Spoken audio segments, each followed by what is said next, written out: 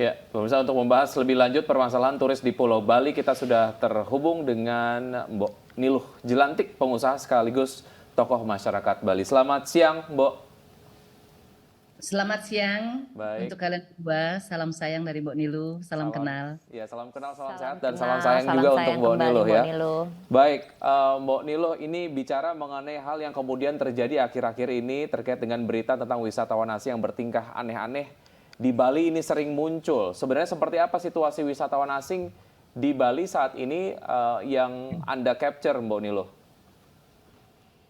Eh, Posisi kami sebagai bagian dari masyarakat Bali yang telah menyoroti dan juga memberikan arahan-arahan dan juga masukan, nasihat tidak hanya kepada pihak WNA itu tersendiri, akan tetapi juga kami memberikan berbagai masukan kepada institusi pemerintah dan juga pejabat publik, baik itu di daerah maupun di pusat. Dan itu kami sudah lakukan jauh sebelum pandemi dan berlanjut hingga hari ini, dan akhirnya seperti api dalam sekam, seperti seperti puncak gunung es yang jika sejak awal pendisiplinan itu dilakukan, jika sejak awal tindakan-tindakan preventif itu dilakukan, mungkin kita tidak duduk bareng gini ya, harus ngobrol tentang permasalahan-permasalahan yang kita hadapi dengan WNA, dari WNA yang komplain karena koko ayam, hingga WNA yang misalnya naik pohon telanjang dan lain sebagainya, hal-hal yang memang secara moral, etika, dan juga adat istiadat itu sangat dilanggar. Nah, kondisi kami di Bali sudah membaik dengan dibukanya pariwisata internasional. Akan tetapi kita juga tidak boleh lupa bahwa pada saat pandemi berlangsung, di mana Indonesia ditutup dan juga negara-negara lain menutup dirinya, ada wisatawan domestik yang memegang peranan yang sangat penting. Wisatawan Indonesia yang menjadi tonggak dari kebangkitan pariwisata Bali itu sendiri. Dan itu kita tidak boleh nafikan, kita tidak boleh sampingkan. Makanya Mbak Nilu selalu menekankan kita harus menyayangi sesama kita wisatawan domestik sebagaimana kita menyayangi wisatawan internasional.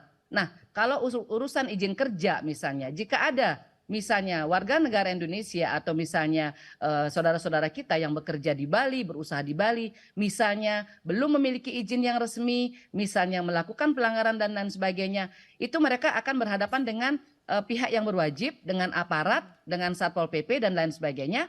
Tapi bagaimana dengan WNA-WNA ini yang mereka membawa kedok sebagai turis, yang mereka datang dengan visa kunjungan, yang mereka bisa seperti hari ini Modilu mendapatkan informasi, mereka bisa memperpanjang visa on arrival-nya itu dari dalam negeri sendiri.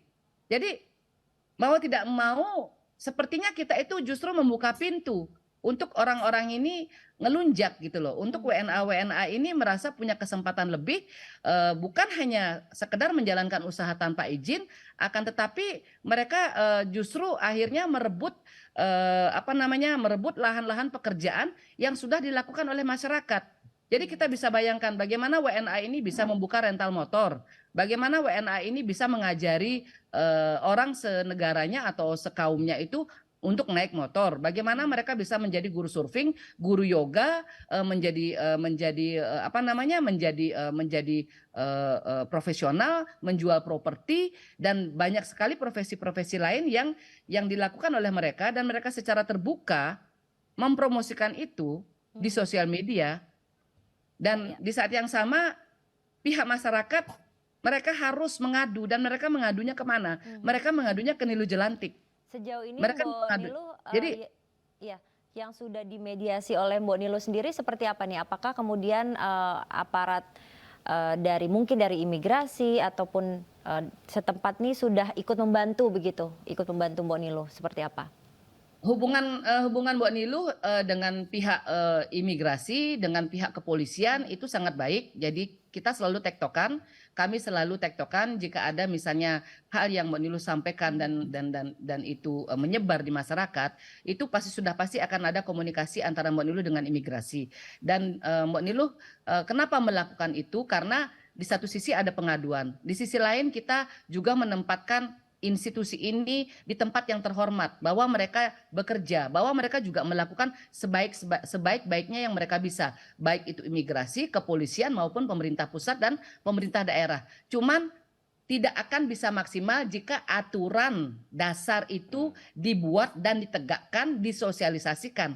Jadi setelah itu tugas imigrasi, kepolisian dan juga institusi terkait adalah untuk memastikan sosialisasi itu berjalan, aturan itu berjalan. Karena sekarang jika kita bertanya, profesi fotografer, guru yoga, foto model, fashion designer, tukang pijat, masas, terus profesi salon misalnya, tukang-tukang suntik wajah gitu, terus dokter, terus profesi tukang tato, profesi influencer misalnya, dia mengendorse usaha teman-temannya, itu masuk kategori visa mana? Bagaimana undang-undangnya? Bagaimana perpajakannya? Bagaimana dengan aturan mainnya? Apakah semua profesi yang sudah ditekuni oleh rakyat Indonesia juga bisa dilakukan oleh mereka? Baik, Bu Nilo, menurut temuan Anda, apakah ada oknum dari instansi terkait yang melakukan pelonggaran terhadap aturan-aturan tadi yang memang seharusnya dipenuhi begitu untuk izin kerja dan lain sebagainya? Sehingga kemudian yang terjadi adalah ya banyak turis-turis asing yang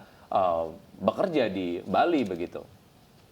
Nah sekarang turis-turis asing ini bekerja dan berusaha di Bali kan, menurut model kan mereka nggak mungkin kulunungun ya. Permisi, saya mau jualan burger gitu kan. Permisi, saya mau beli 50 unit motor untuk saya sewa-sewakan. Nggak mungkin gitu kan. Nah, pertemuan-pertemuan Mbak Niluh yang Mbak Niluh lakukan terakhir kemarin dengan kantor staf presiden itu adalah dengan pimpinan-pimpinan. Mbak Niluh juga berdiskusi dengan Mas Hilmi Karim, Dirjen Imigrasi, dengan Bapak Wakapolda, dengan juga Aji Gusdi Pemayun, Kepala Dinas Pariwisata Provinsi Bali, juga dengan Bapak Surya Mataram, Direktur Bidang Pengawasan dan Penindakan Orang Asing, dan mereka tidak bisa bekerja sendiri. Mereka tidak mungkin akan keluar masuk gang mengecek apakah setiap kos-kosan itu atau rumah itu disewakan kembali oleh si WNA, atau apakah ada praktik-praktik kedokteran yang dilakukan di sudut-sudut ujung Canggu misalnya, seperti itu. Mereka tidak bisa lakukan itu. Akan tetapi jika undang-undang itu diterapkan, jika aturan the do and the don'ts while you are in Bali itu bisa langsung diberikan pada saat si turis-turis itu tiba di airport, itu akan sangat mengurangi keinginan, niat yang tadinya mungkin setengah baik jadi jahat itu akan sangat berkurang, karena CCTV-nya sudah dipasang di bandara. Ya? Dan mungkin sosialisasi itu yang sangat-sangat diperlukan. Dan kami komponen masyarakat siap untuk mempromosikan, siap untuk menjadi messenger bagi setiap institusi yang membutuhkan tenaga kami, waktu kami, karena Mbak Niluh nggak dibayar ya melakukan semua ini ya. Justru Mbak Niluh mendapatkan intimidasi, diancam, terus akun-akun kami mau dibumi hanguskan, disuntik oleh ratusan ribu akun follower dalam tanda kutip oleh orang-orang yang mungkin tidak ingin Mbak Niluh bersuara.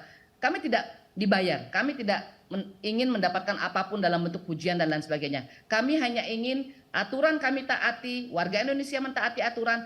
Seperti itu jugalah warga negara asing harus mentaatinya, dan mereka tidak lebih spesial daripada kami warga negara Indonesia. Itu cara kami menjaga harga diri, martabat dan harkat dan kehormatan bangsa kami.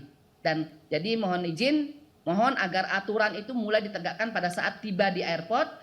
Walaupun awal mereka mau berwisata, jika mereka kemudian ingin misalnya membuka jasa kepang rambut atau apapun itu, mereka sudah punya yang namanya the White Book of Tourism, the White Book of Indonesia. Jadi mereka tahu apa sanksi, apa konsekuensi yang akan mereka terima dengan kalau mereka melanggar. Jadi bukan dengan cara mendirikan baliho, bukan dengan cara mendirikan poster-poster yang notabene itu buat Mbak Niluh nggak efisien, justru menghabiskan biaya gitu kan.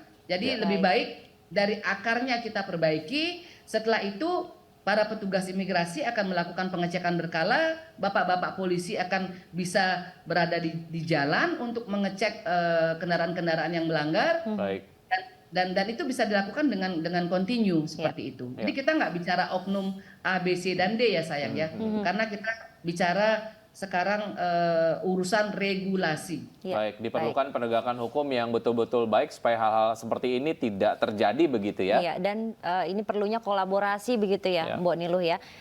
Ya. Baik itu dari kepolisian, petugas imigrasi, dan juga masyarakat dan tokoh-tokoh di Bali mungkin ya. Baik, Baik. semoga ini akan ada solusi cepat begitu ya, Mbok Niluh, sehingga masyarakat juga di Bali khususnya ini lebih nyaman berada di sana. Baik, Baik, terima terima kasih Mbak kasih. Niluh. Dan kami membuka lapor Niluh untuk masyarakat yang resah, masyarakat yang memiliki keluhan baik terhadap WNA ilegal ataupun mereka misalnya memiliki permasalahan dengan WNA ini, ada lapor Niluh yang mereka bisa hubungi lapor@niluhjelantik.com dan juga di nomor HP 0878 023 45 888. Mereka di sana bisa mengadu dan identitas mereka aman bersama kami. Terima kasih. Baik, terima kasih Mbok Niluh, sehat selalu.